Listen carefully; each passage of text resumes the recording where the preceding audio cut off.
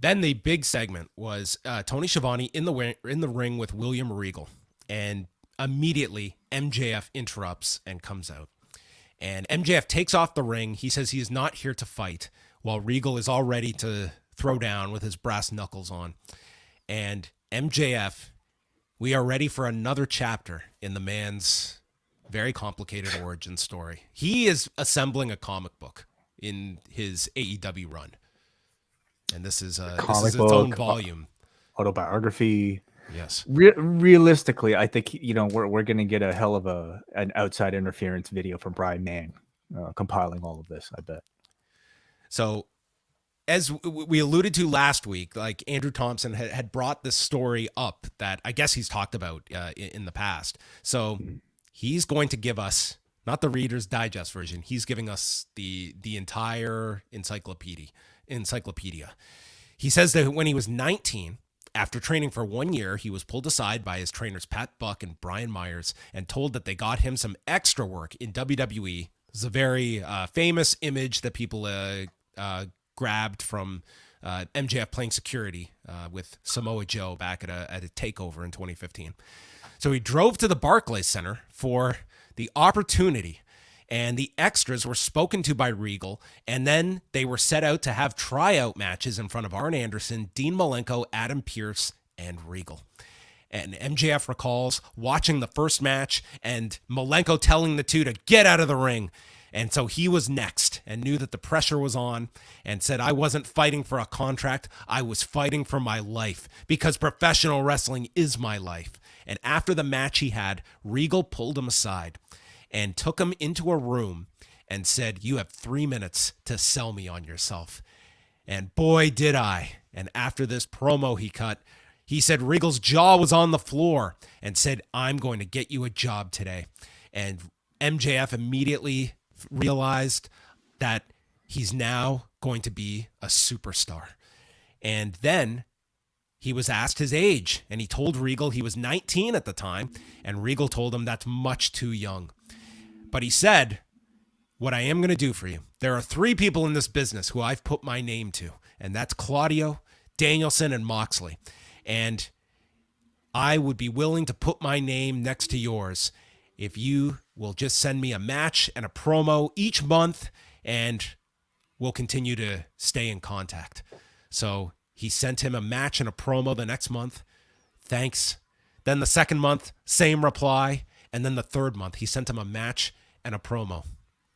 And William Regal gave him a much lengthier response this time. And there, the man had the receipts on his phone. He pulls up this email from 2015 from William Regal. Max, I'm a very busy man. I've got talent from all over the world, and I've just had to sit for minutes watching you, quote, show me your acting skills. Do not reply to this. But how does this make me say, oh, I know, let's hire Max? Make a name for yourself in the wrestling world and you'll get noticed. That means being a high-level performer. When you do, trust me, I'll know. Unfortunately for you, the game has changed. The WWE exclusively hires the best talent in the world with the top world-class athletes. When you're one of them, then maybe send me your stuff. Yours sincerely, William Regal. Okay, so what era are we talking about here? And does this check up? Like, obviously, like we could discuss how much truth there is in all this, of which I'm willing to believe there's a great deal of it. But if I'm MJF, I think acting would be exactly the thing that, like, that era of WWE they'd be looking for. But Regal was saying that he wanted to see more action. He wanted to see more wrestling. Is that right? Yeah. I guess that was. And that spells to me the dichotomy between the disconnect between perhaps what was going on in the Performance Center and what Vince McMahon was looking for on the main roster. Well, remember, 2015 is also the year he sends in his audition for Tough Enough, and they don't pick him. Oh, okay. Anyway, please continue. So he pulls up this email, and this is an incredible delivery by MJF. Like, you have to watch this. And Then he goes on to say, that's the email you sent to a child with a dream, and you squandered it. I wanted to quit wrestling and quit my life. I wanted to kill myself, but I realized that if I did, you and the naysayers would win. Now the tables have turned, and you're a sad, withered old man who got fired, and now you've snuck into my company after sticking to talent far better than you were. And I'm MJF. On top of the business, a generational talent, and your former employees would be willing to take several human lives to get me to put pen to paper in the bidding war of 2024. I read that email every day, not to have a chip on my shoulder, but to laugh, because that's what I think of you now as, a joke. And I'm about to become AEW champion of the world. This crowd was just in awe of this man's delivery, and they gave him a standing ovation at the end of this. And there was nobody that was in a greater pressure situation than William Regal, who had to come back after this and did a hell of a job that we'll get to. But the first half of this, I mean, this was just incredible. It was amazing. Absolutely amazing. You know, it's sort of like the sort of depth of storytelling we really don't often see in professional wrestling. And I don't know, like there are segments out there where you can kind of tell when MJF walks out, it's going to be one of those segments. You know, like it was, you know, this you got a similar feeling when he came out to talk to Punk. You know, when you're getting a serious MJF, you get results like this that I feel like we'll be discussing for a long time. Like these aren't just, you know, week of sort of moments. Like these are the types of segments we'll be discussing for years to come. I love the fact that because like in talking about tryout matches, what is a tryout match in the context of a real sport? He did make sure to say, I won my tryout match and then blank, you know, as if to say like the tryout matches were to show who is the better physical competitor in a real athletic contest, you know. And like throughout this entire thing, what I'm trying to say is kayfabe was still maintained. Yeah, it's a really good attention to detail you caught there. So Regal gets the microphone. Dude, this crowd is booing Regal.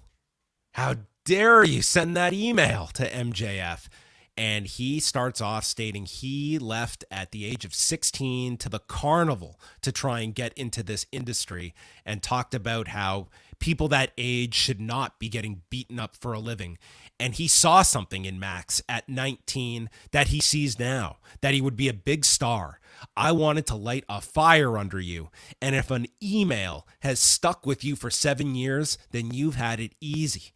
And then he shifts focus to MJF putting his hands on Tony Schiavone several weeks ago. How that's one thing, that's a line you never cross. And he knew that MJF had it in him, but let him down by taking shortcuts. And you haven't proven anything to me.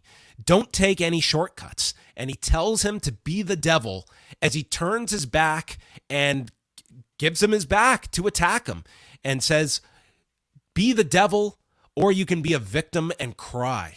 And MJF is winding up with the ring on, but he hesitates and he can't do it as Regal just smirks and says, you have a lot to prove. And he left us with an unbelievable segment between two guys that were just on fire for 15 minutes here. 100%. Yeah. I didn't think MJF would be any sort of question, but like Regal to me was being more tested here than he probably has in decades, on the microphone at least. You know, we saw the guy upon his first appearance in AEW, and while he sounded good in that segment, I mean it went long. It probably felt a little bit more rough, you know, considering maybe the shape one has to be in, the sharpness one has to be in order to do this on live TV. And he had every bit of it here. Like this was, I mean, certainly the best Regal promo I've heard in years. And I'll have to really kind of dig back to see if he even had this sort of platform back in his heyday, you know, if he was even able to cut a promo like this. But he brought in not just great delivery, but, you know, good logic, like for the reason that he sent a pretty dickish email. You know, if it's a true email here, I was doing it to motivate you, like sort of like your classic excuse. But clearly it worked. I mean, if that was the intent, you know, it sounded good, got the crowd back on his side, and that's certainly more than you can ask for of most people coming after a promo like that.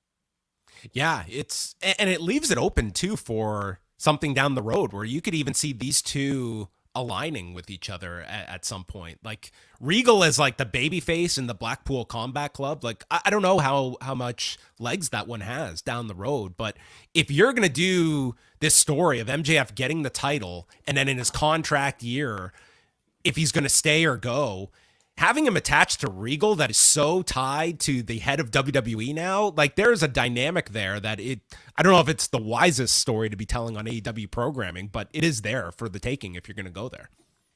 Potentially, who knows? Like by that time, you know, if MJF will be a babyface or a heel, or vice versa with Regal. But you know, a talent like William Regal's, you could really apply to any sort of like wrestler who needs that sort of mouthpiece, and clearly, like he still got it. You know, going toe to toe here with Regal like this. So what do you see for MJF here? You know, this was obviously like motivation to set up for him doing the noble thing and not cashing in at an opportunistic time, and instead doing a predetermined cash in later on. Do you think that's where the babyface teasing ends, or are we going to continue with this like further MJF potential babyface turn? Yeah, it does feel like they are going to go into this match with sort of that in between for MJF here. So, I mean, how it culminates in the story, I mean, it could all be a device that he goes and, you know, that this could certainly set up the title win, and then he's, you know, does something despicable that keeps him in the heel role for a while. But I think it's going to be constantly battling this crowd that wants to be behind this guy. So maybe you just sort of sense where the crowds are going in the lead up to this and sort of plan accordingly. Anytime like he comes out and says like the type of real story like he did tonight, you know, he's going to get the crowd on his side. If anything, like just because of the talent that I think is required in a performance in telling a story like that, but also because the context like leaves you incredibly sympathetic for somebody like him. He needs to though like act upon that sort of anger and rage in a way that is despicable, and that you know, like in a way that you can't cheer for.